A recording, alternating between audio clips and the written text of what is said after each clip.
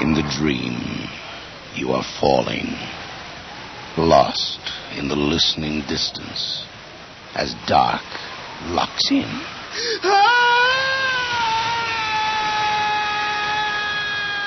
Nightfall.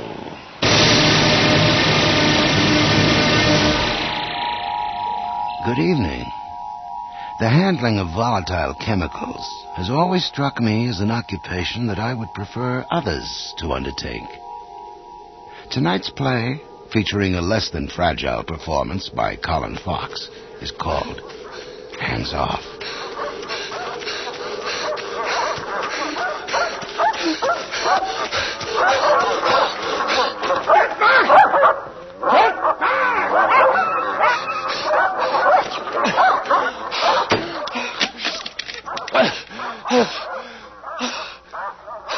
There. That'll hold them. For a while. They can't get in. But I can't get out.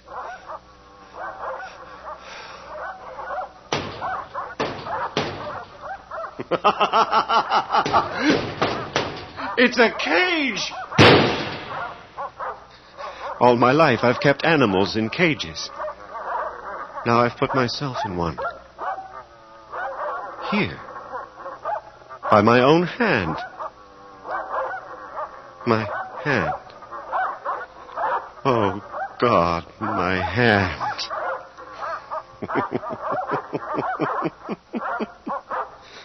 One touch of nature makes the whole world kin. How can we know what we're touching? It was just an ordinary experiment. How could I know? How could I have known?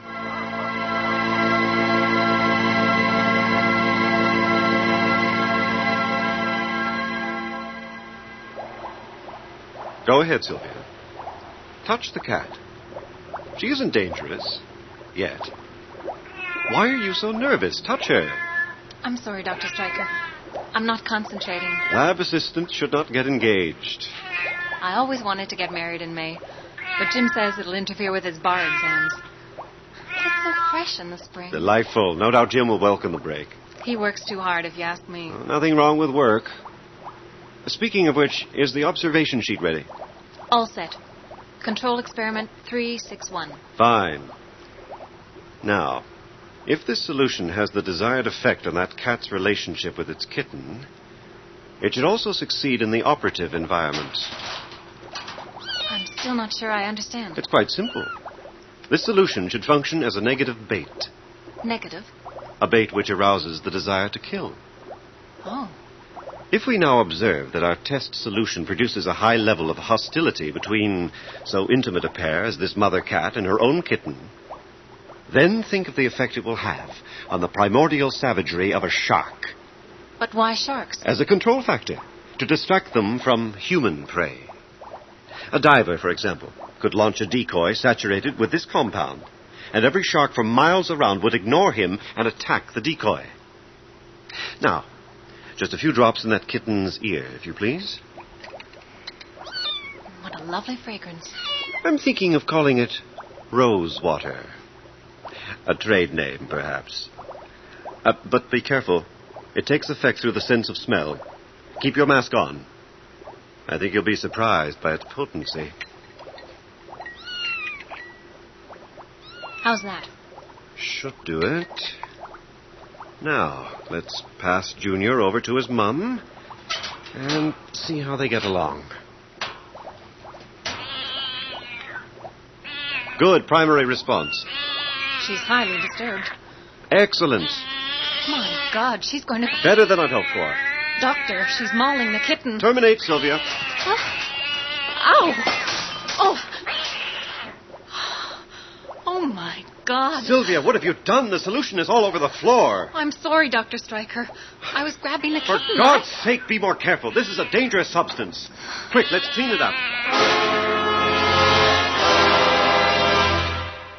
We cleaned it up, and I told Sylvia to go home for the rest of the day. Even then, I should have known it wouldn't be that easy. At the front gate, George, the guard, always had a smile for me when I signed out. But not today. I suppose I was too proud of myself to notice. But humans are more devious than cats. When I got home, my wife Doris was there, of course. Her continued support has always made the long hours worthwhile.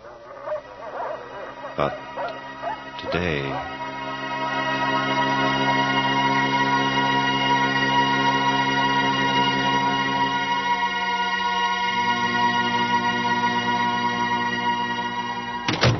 I'm home! Oh, what kept you? Oh, it was all I could do to keep from phoning. Doris, I've done it. I had to write it up immediately while it was still fresh. The project's a success. Oh, good for you, dear. Hey, dinner's in the oven. Hey, give me a kiss. You know, that was the best part of a very exciting day. Was it? I wish I could say the same. What's the matter? What isn't the matter? That's more to the point, isn't it? Oh, well, perhaps we should go out tonight. No. I think perhaps we should let sleeping dogs lie. Sleeping dogs lie? You're not making yourself very clear. Oh, I'm sorry. I'm not making myself clear. Dr. Stryker likes everything clear. How's this for clear? I am tired of sitting around like a lonely slob watching Mary Tyler Moore while you play God in your lab. Doris, this isn't like you. Oh, don't tell me what's like me. I can smell that cheap perfume from here. What's she like, Andrew? She must be a real prize. Cheap perfume? Oh, it's my hand. You're laughing. Calm down, Doris. Look, we had an accident at the lab today. Can't you ever stop talking about your stinking lab? Well, just hold on a minute. I'm going to wash my hand. We're talking about being clear, and you go off to wash your hands. You don't understand. Oh, I understand, all right. Look, if this is all our marriage means to you, that's fine with me. Doris, our marriage means a great deal to me.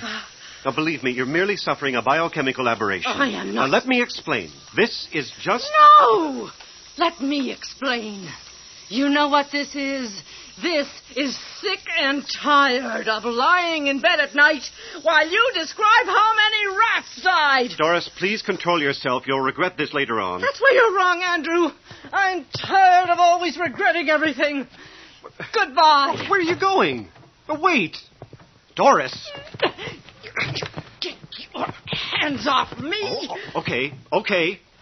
I'll let you go. I'm not betting on it. Get out of my way. I'm not stopping you.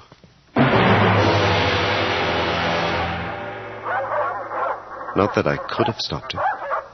I've never seen anyone like that, let alone Doris.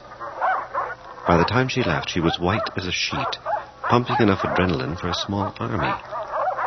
If I'd stood behind the car, she'd have gladly run me down. Well, after all, that's what the drug was supposed to do. But to human beings... I washed my hand with carbolic soap several times, but the rosewater odor wouldn't go away. I burned myself with lye, scrubbed the hand raw, but nothing seemed to work. The chemical crawled into my pores, and the more I worked at it, the more I sweated, and the more I sweated, the more it stank. A sick, sweet smell that apparently intensified. Worry does that to you sometimes. It distorts your perceptions as much as it sharpens them. A temporary solution finally occurred to me. Simple. Just put on a rubber glove to cover the contact area until the effects wear off. I put on Doris's kitchen gloves and congratulated myself. Then it hit me. If chemical residue on organic tissue could have this effect, what about the traces back in the lab? The night cleaner, the watchman, anybody who happened through that room could be in for it. I had to get back there. I was halfway out the door when... I grabbed the receiver. Doris? Dr. Stryker, it's Sylvia. I'm sorry to bother you, but I had to call someone. Sylvia, what is it? Oh, I don't know. First, the cab driver was rude, and then the doorman and the people on the street. When I met Jim, it was horrible. He was so cruel. I had to get away, and he followed me. Oh, he was like a madman, calling me names and pounding the door. I wouldn't let him in, and he said... He said... What? That he was coming back with a gun. Listen to me, Sylvia. You did the right thing calling me. Now, I want you to smell your hands. My hands? Yes. Is there anything unusual about them? They smell a bit perfumey, like this afternoon. The rose water. Exactly. We were probably contaminated when we cleaned up the lab spill. Now listen carefully. A lot could depend on it. There's nothing to worry about if you do exactly as I say. I'm listening. Have you any rubber gloves? No. No lab gloves. But I've got the ones I use for the dishes. Good. Put them on. Tie them tightly around your wrists. They'll contain the effects until we can get to the lab. We'll run some test solvents. I'll pick you up immediately, but don't let anyone in until I get there, okay? Okay. But hurry, please.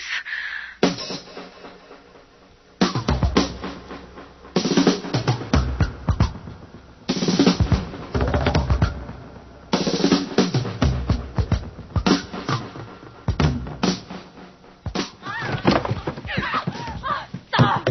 No more, please! Sylvia! Sylvia! Jim, you don't understand. Put it down, please! Sylvia! What's going on in there? Don't hit me. I can't stand it. No. No more. Oh, my God. Open up. Sylvia! Are you all right? Help me. Help me.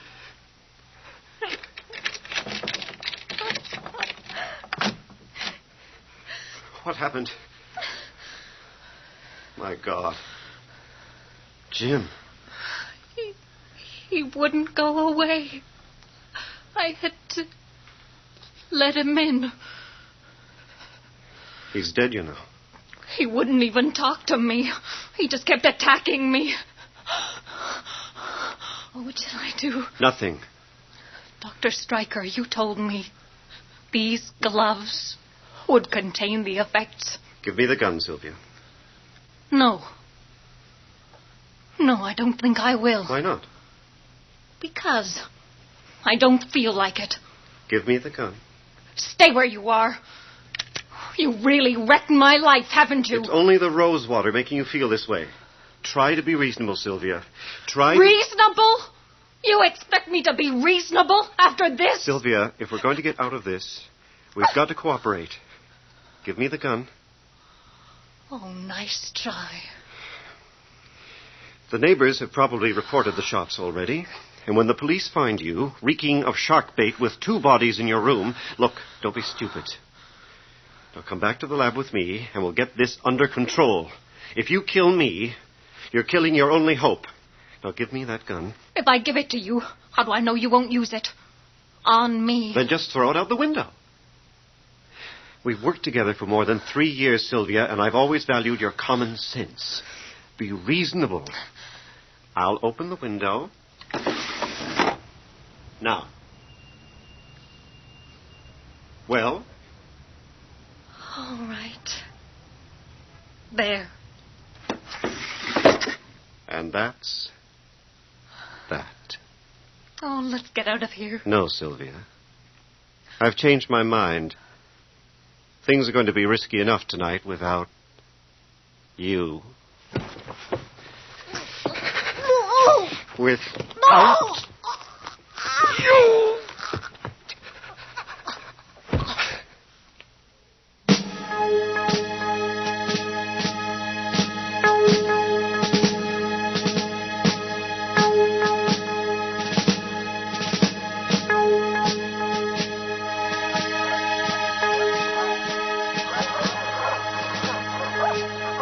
There was a chance, just a chance, that no one had seen me.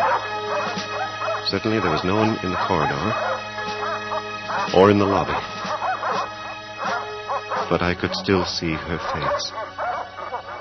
all the way to the street. I had to get to the lab before anybody blundered into the contaminated area. The responsibility was mine alone. When I got to the compound gate, George was on duty. Good old George. George? George? Who's that? What's going on there? It's me, George. Stryker. I've got to get in. Oh, Dr. Stryker. What are you doing here at this hour? Something very important's come up. It's got to be taken care of right away. I'm sorry, sir. I'm afraid you'll have to wait.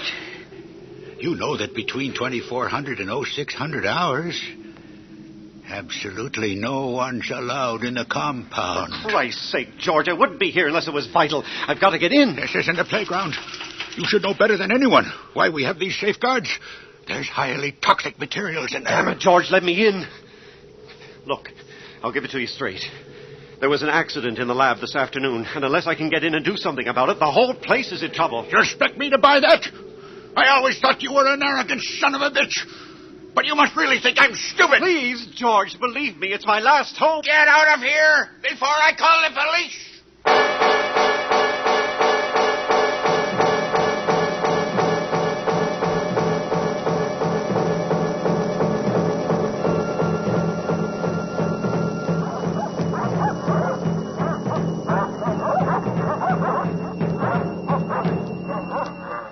That did it. If the rosewater got to George, it would get to anyone. I stumbled around for more than an hour, avoiding anything that moved. I kept circling the fence, looking for a way in, but the place was locked tight. I had to have help. Some way away, under a streetlight, I saw a payphone. If I called Bob Ladowski from Chemical Warfare, he'd know what to do if anyone did. Then the dogs picked up my scent. They cut me off and chased me here. Here, to a tool shed 50 yards from my lab. What? What's that? Sounds like rats coming through the floor. Jesus. Must be a dozen of them. Gnawing through. I need a weapon. Something. Where did I... Yes. Yes. An axe.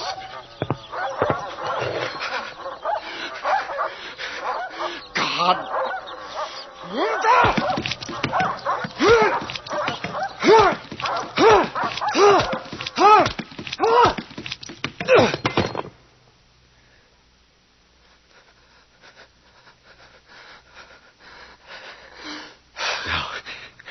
Just plug up the hole.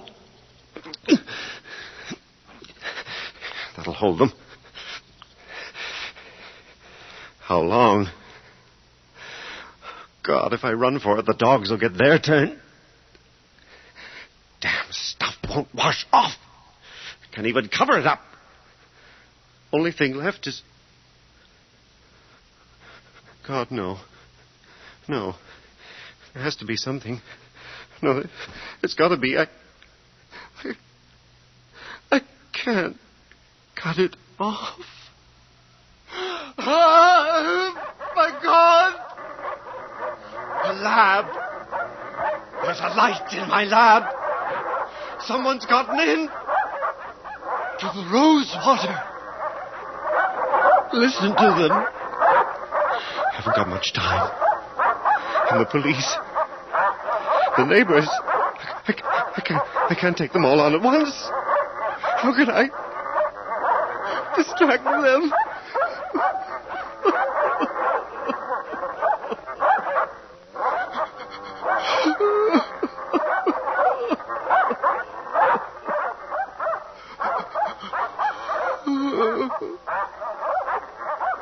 How can I ever escape myself?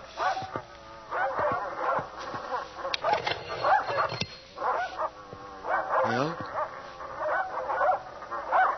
it's a good play.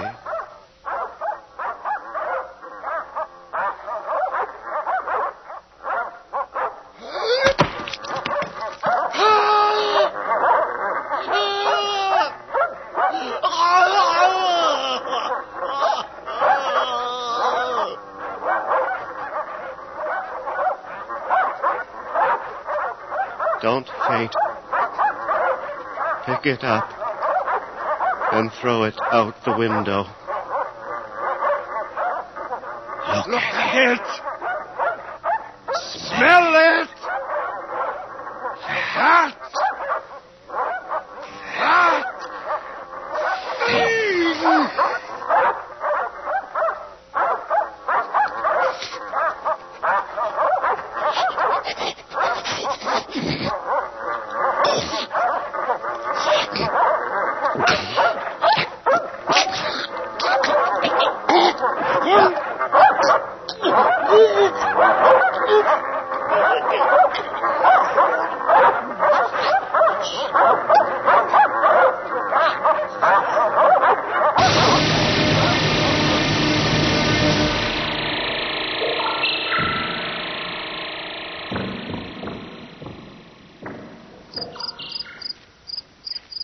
Officer, what is it? Stay right there, ma'am. What's the matter?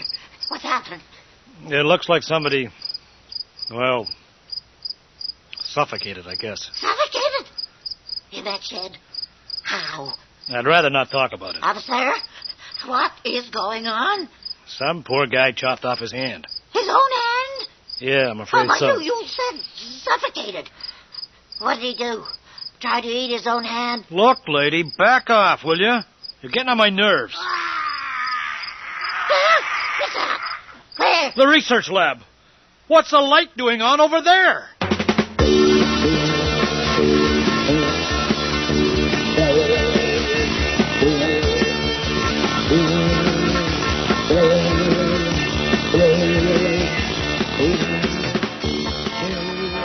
You have just heard Hands On by John Graham. Featured tonight were Colin Fox as Stryker, with Jennifer Brown as Sylvia and Marion Waldman as Doris. Also in the cast were Murray Westgate as George, Ruth Springford as the neighbor, and Ken James as the policeman. Our recording engineer is John Jessup, with sound effects by Bill Robinson. The senior script editor is John Douglas, and our production assistant is Nina Callahan. Nightfall is produced and